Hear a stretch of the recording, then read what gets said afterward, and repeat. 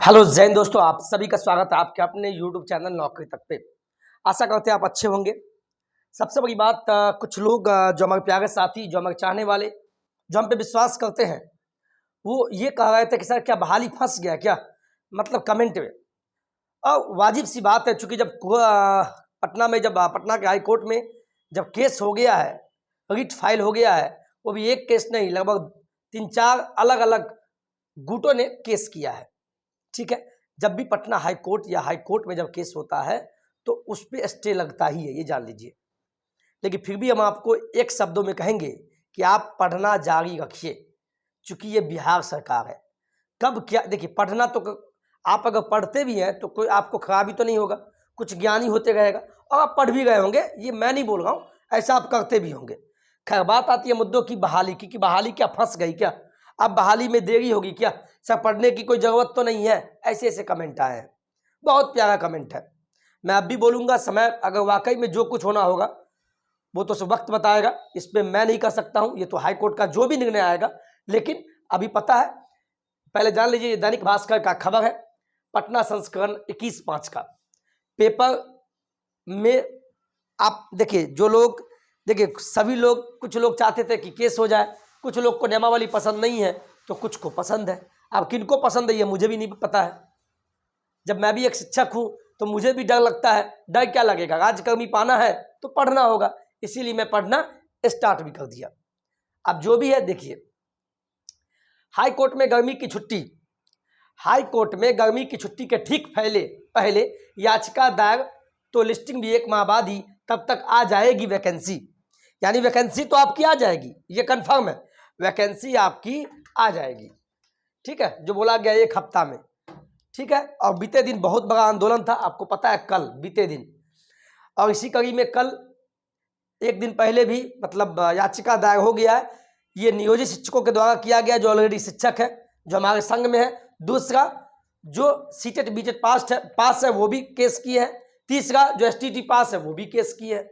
बस इंतजार है कोर्ट खुलने का। अभी गर्मी की छुट्टी हो गई है, इसीलिए इस पे मामला पे अब जो भी हो, देखिए शिक्षक वैकेंसी, पहले हाई कोर्ट में केस, अब सड़कों पर नियोजित शिक्षक। कल का आंदोलन था, ये 6 जिलों के शिक्षकों ने निकाला प्रतिरोध मार्च। ठीक है, ये मुजफ्फरपुर का न्यूज है। अब देखिए मामला क्या है राज्य में, ये मामला क्या है, राज्य में 1,70,000 शिक्षकों की भर्ती के लिए अगले सप्ताह बीपीएससी से वैकेंसी जारी होनी है, ये आपको पता है। जिस विद्यालय अध्यापक नियुक्ति नियमावली 23 के आधार पर यह नियुक्ति होनी है, उसे हाई कोर्ट में चुनौती दी गई, यानी केस हो चुका है, यानी बहाली आ भी गई, तो इस मामला में हो सकता है कि थोड़ा विलंब हो।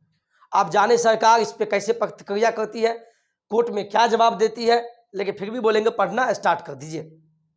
नियमावली के खिलाफ शिक्षक भी आंदोलन कर रहे हैं। पंचायत और नगर निकायों के नियोजित शिक्षकों की मांग है कि उन्हें बिना शर्त राज्यकर्मी का दर्जा किया जाए। मैंने पहले बोला, एक तरफ आपको नियोजित शिक्षकों द्वारा किया गया केस है, और केस किस आधार पर किया गया है, क्या इनमें मामला है, ये देखिए, मामला समझिए। नियमावली 2012 व 20 में प्रारंभिक शिक्षकों के 3 ग्रेड बताए गए थे, बेसिक, स्नातक और मध्य विद्यालय के प्रधानाध्यापक। लेकिन 2023 की नियमावली में प्रधानाध्यापक पद का जिक्र ही नहीं है, इसे प्रमोशन से भगा जाना था। ये फिर हम बोल रहे हैं, जो ऑलरेडी शिक्षक है उनके द्वारा ये केस किया गया। उनका मामला था पहला कि जो प्रोन्नति से सीट भगे जाएंगे वो आप क्यों नहीं भगे जाएंगे। आपने जब मेरी बहाली हुई, चूंकि नियमावली 2012 पे बहाली हुआ, 2020 नियमावली आई, 2006 नियमावली पे बहाली हुई थी, तो उसमें कहा गया कुछ, अब नियमावली आया कुछ, उनका भी कहना लाजमी है, कोई दिक्कत नहीं है। अब मान लीजिए आपकी बहाली होती है, मान लीजिए बहाली आपकी स्टार्ट हो गई, ये फ्रेश कैंडिडेट जो भी सीटेट बीटेट स्टेट पास अभ्यर्थी है, उनका बहाली मान लीजिए हो गया। बहाली जब आपका हो गया तो आप जिस नियम पे चलेंगे उसी नियम के आधार पर चलेंगे आप। मान लीजिए आज आपकी बहाली हो गई है, मान लीजिए हो गया बहाली आपकी, और बहाली होने के बाद अब आपको फिर बोलेगा तुमको हटा देंगे, आप तुम यूपीएससी का एग्जाम दो, पीटी दो, मेंस दो, तो आपको गुस्सा आएगा कि नहीं। तो जो ऑलरेडी शिक्षक हैं, नियोजित शिक्षक, उनका भी गुस्सा लाजमी है, एक तरफा बात नहीं बोलने का, है ना। जिस तरह आप बोलते हम नहीं देंगे, उसी प्रकार ये भी बोलते हम एग्जाम नहीं देंगे। उस नियमावली में ऐसा नहीं था जिस नियमावली पर बहाली हुआ। तो यही सारी बातें हैं, जिसको आप पढ़िएगा तो बहुत सारा गुस्सा भी आएगा। अब देखिए 2006, 2012, 2020 की नियमावली। 2006, 2007 में जो बहाली हुई थी वो 6 नियमावली पे हुआ था। कुछ कुछ जानिए। 2012 नियमावली पे 13 में बहाली हुआ, और उसके बाद जो 2019 में बहाली आई थी छठे चरण की, वो भी 2012 पे ही बहाली हुई थी। तो इसके आधार पे नियोजित शिक्षक ने केस किया और ये मामला अब कोर्ट में गया है, तो फंसेगा मामला, ये भी जान लीजिए। इसी प्रकार आपको जो सीटेट और बीटेट पास अभ्यर्थी है वो भी अलग से रीट जारी कर दिए, केस कर दिए, उनका भी दिक्कत नहीं है, बिल्कुल सही किए अपने जगह पे। फिर कुछ अभ्यर्थी बोलेंगे कि सर आप कैसा बोल रहे हैं। मैं ऐसा नहीं बोल रहा हूं, ये सही बात है। आपको आपका हक अगर छीना जाएगा तो क्या आप आवाज नहीं उठाएंगे, ये बताइए। उठाएंगे ही, ये लाजमी सी बात है। दूसरी तरफ जो एसटीटी पास है, पेपर 1 पेपर 2, वो भी केस ठोके हैं बीते दिन परसों।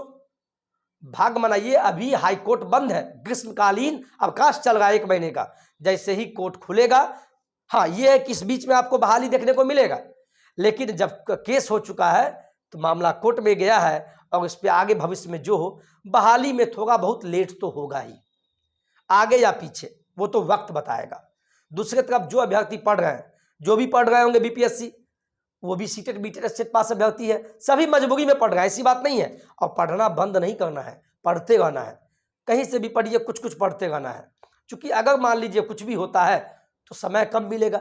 और हमारे आदरणीय मुख्यमंत्री जी नीतीश जी तानाशाह टाइप के हो गए, वो जो चाहते हैं वही होता है। लेकिन समय बदल गया है, एक तरफ जाति जनगणना पे स्टे लग गया ना, तो क्या पता इसमें भी नीतीश जी की हार हो।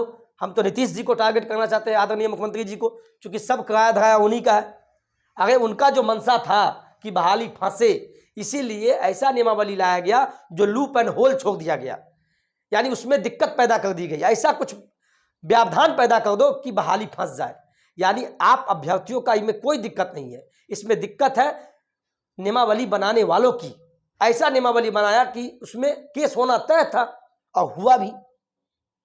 तो आप सभी युवा साथी नियोजित हो, जो ऑलरेडी सीटेट बीटेट स्टेट पास होके भविष्य के शिक्षक बनने वाले, वो आपस में बिल्कुल नहीं झगड़े, सभी एकजुट होके काम कीजिए। आपको जैसे करना है, लेकिन सब एकजुट होके काम कीजिए। इस चीज को आप समझिए, आप अपने बुद्धि सद्बुद्धि से काम लीजिए, ठीक है। ज्यादा इस पर हम नहीं बोलना चाहेंगे, तो ये केस का मामला था, मैं आपको बता दिया। और आप जिस भी संघ को मानते हैं उनको आप सपोर्ट कीजिए। ये मैं नहीं बोलूंगा कि आप चंदा दीजिए, मैं फिर बोलूंगा तो आप बोलेंगे सर आप भी चंदा चोर है। बिल्कुल बोलिएगा भाई, सर आपको कमीशन तो नहीं मिलता है, आपको भी मिलता होगा। तो भैया आप ऑलरेडी क्वालिफाइड हैं, पढ़े लिखे हैं, तो आपकी जैसी मनसा, जैसी बुद्धि सद्बुद्धि कहती है, आप वैसा ही कीजिए। इसमें हम आपको कोई सलाह नहीं देंगे, ये समझ गए ना आप अपने सद्बुद्धि से काम कीजिए। दूसरे तरफ जितने भी साथी हैं उनको हम कहना चाहेंगे कि आप पढ़ाई में लग जाइए, थोड़ा बहुत पढ़ना बंद बिल्कुल नहीं करना है। बीपीएससी क्या पता आज अगर आप पढ़ लेते हैं, जीके जीएससी पढ़ते होंगे मान लीजिए, तो ये भी आपको कहीं ना कहीं काम आएगा, क्या पता, भगवान जाने। अब भगवान क्या, भगवान भी आपको सपोर्ट करेगा। और आप शिक्षक तो बनना तय है, बस अपने आप को मोटिवेट करके रखिएगा। और जब शिक्षक बन जाते हैं मान लीजिए, तो इसके बाद मुझे पूर्ण विश्वास है जब बीपीएससी के थ्रू जब आप बीडीओ, सीओ, एसडीएम बनिएगा तो और भी खुशी होगा, मुझे भी और आपके समाज को, और उससे पहले आपके माता पिता को। तो सभी का अपना अपना पक्ष है, मैं इस पक्ष से सहमत हूं कि कोई केस पागल नहीं है, नियोजित शिक्षक भी पागल अपने जगह पे नहीं है, ना आप सीटेट बीटेट स्टेट पास अभ्यर्थी पागल है। और 90% चाहते हैं कि नियमावली में संशोधन हो, बिल्कुल हो। और 4 साल कम नहीं होता है, अगर एग्जाम ही लेना था बीपीएससी के थ्रू तो आपने 4 साल में क्यों नहीं लिया, ये बात तो लाजमी है। लेकिन क्या कहें, सिस्टम के अंदर में हम भी गाते हैं और आप भी गाते हैं। आप भी पढ़ाई कर रहे होंगे और हम भी पढ़ते और पढ़ाते हैं। हम भी पढ़ रहे हैं कि राज्यकर्मी का दर्जा मुझे भी मिल जाए, लेकिन पढ़ना तो पड़ेगा। मान लीजिए अगर सब कुछ हो गया, हाई कोर्ट में केस हो गया, केस मान लीजिए सरकार के पक्ष में रहा, तब तो एग्जाम देना होगा और तब समय मिलेगा नहीं, और सरकार फिर दुश्मनी निकालेगी, जल्दी एग्जाम कराओ इसका, सबको फेल करो। कैसे भाई, प्रधान शिक्षक की तरह। प्रधान शिक्षक में क्या हुआ था, प्रधान शिक्षक वाला मामला में क्या हुआ बताइए, 49,000 सीट आया और प्रधान शिक्षक वाला में लगभग कितना पास हुआ, सॉरी प्रधानाध्यापक वाला में कितना पास हुआ, 496 पास हुए मात्र। यानी सरकार तो चाहती है कि फेल हो, आप बहाल नहीं हो। तो आप सभी अभ्यर्थी, जो एक प्रश्न था आपका कि सर बहाली फंस गया क्या, बहाली जो है फंस गया क्या, देखिए बहाली फंस गया इतना तो मुझे नहीं पता, लेकिन इतना पता है कि केस हो गया। और जब केस हो गया, जब पटना हाई कोर्ट में केस हो गया और जैसे ही कोर्ट खुलेगा 1 महीने बाद, तो उस केस पे सुनवाई भी होगा और सुनवाई होगा तो सरकार को जवाब देना होगा, जवाब देना होगा। इसके बाद ही आपका बहाली की प्रक्रिया आगे बढ़ेगी। इसका मतलब ये नहीं कि बहाली आ गया तो बहाली स्टार्ट हो गया, बहाली स्टार्ट भी हो जाएगा तो जवाब देना होगा। तो तत्काल पढ़ते रहिए साहब। हम फिर बार बार एक शब्द को बोल रहे हैं, इसलिए नहीं बोल रहे हैं कि हम पढ़ा गए, हम तो यूट्यूब पर पढ़ा भी नहीं गए थोड़ा बहुत। आप जहां पढ़ते हैं, जिस भी शिक्षक से पढ़ते हैं, आपको ये वीडियो हो सकता है बकवास लगे, लेकिन बकवास लगेगा फिर भी मैं बोलूंगा, क्योंकि आपको शिक्षक बनाना है, अपने पद से दिग्भ्रमित नहीं होना है। ठीक है, चलिए आज के वीडियो में इतना ही। जय हिंद, जय भारत।